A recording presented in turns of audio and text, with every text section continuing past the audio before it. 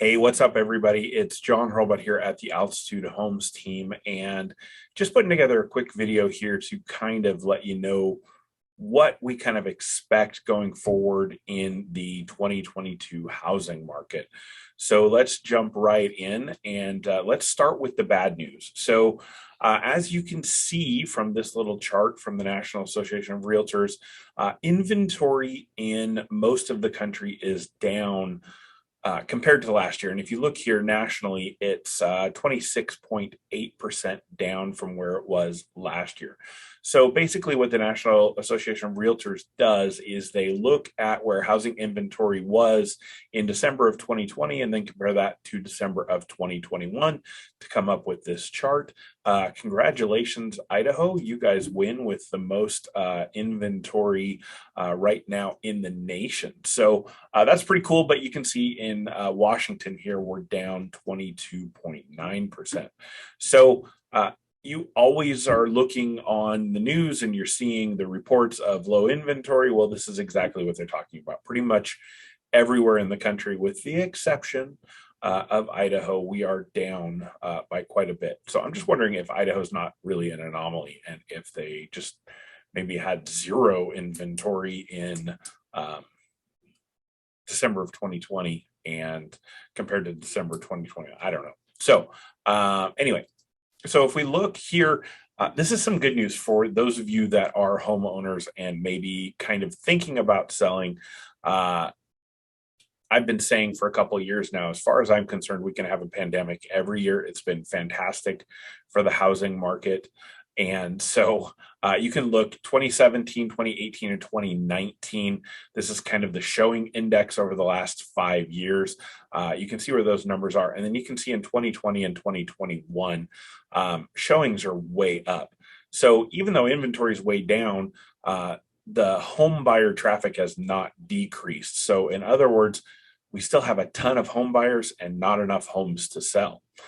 So moving forward onto that, this is probably the biggest thing that most homeowners don't think about is the equity that they have in their home. So the equity that you have in your home can be leveraged to do a number of things. And, at the 2021 Realtors Conference and Expo, somebody said the lack of insight around home equity presents an opportunity for real estate professionals who are always looking for touch points with past clients.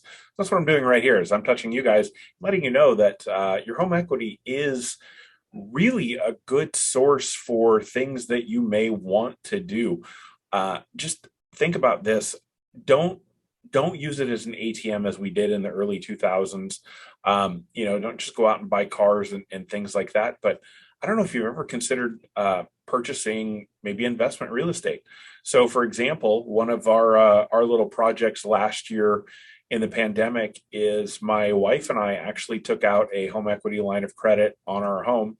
We did two things with that last year. Well, I guess it was 2020. We did. The first thing, we bought a rental property in Chicago. We were able to purchase that property for cash, which gave us some bargaining opportunity. So the house was listed at $80,000. Yes, there are places in the country where you can still buy an entire house for under $100,000. That house was listed at $80,000, and by the time everything was said and done, after we went through inspections and negotiations, we purchased that home for $70,000. Currently renting for $1,250 a month. That tenant has never missed a payment as long as we've owned it. So we bought that with cash using a home equity line of credit, and then turned around and refinanced that later. And we can talk about all the strategies around that, but we were able to use that home equity in our home to create another opportunity to increase our net worth and build our wealth. So that's awesome. In addition to that, if you follow me on any of the socials, you saw that we built a covered back patio last year, which we really enjoyed. It allowed us to be outside, socially distant from anybody. We could have barbecues, we could have, sporting events, whatever, out on our back patio. And the home equity line of credit is what we use to finance that and then later paid it off. And we'll probably use that home equity line of credit to buy another rental home later this year. So, look, if you're not sure how much equity you have in your home, feel free to reach out, and I'm happy to do a complimentary market analysis, kind of talk about the amount of equity that you may have in a home.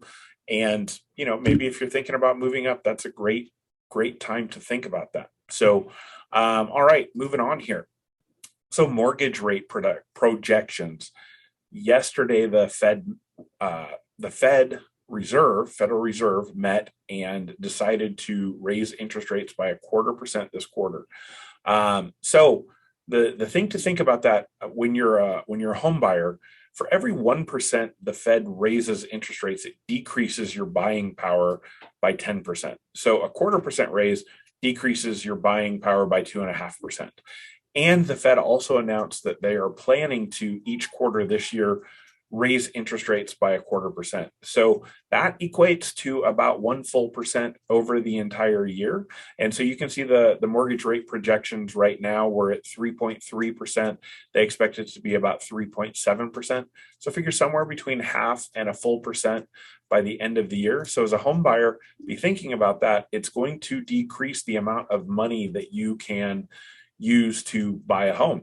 So the way to look at that is, if it increases 1% and you're looking at a $450,000 home now and interest rates go up by 1%, the payment that you would have had on a $450,000 home now would be the same payment you'd have on a $400,000 home at the end of the year.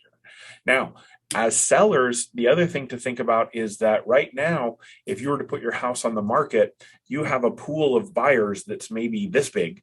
And as interest rates go up by 0.25%, by 0.5%, by 0.75%, by 1%, that pool of buyers shrinks, because each time the Fed raises those interest rates, they're taking a few more people out of the race to buy a home. So if you're thinking about selling a home, let's have a conversation.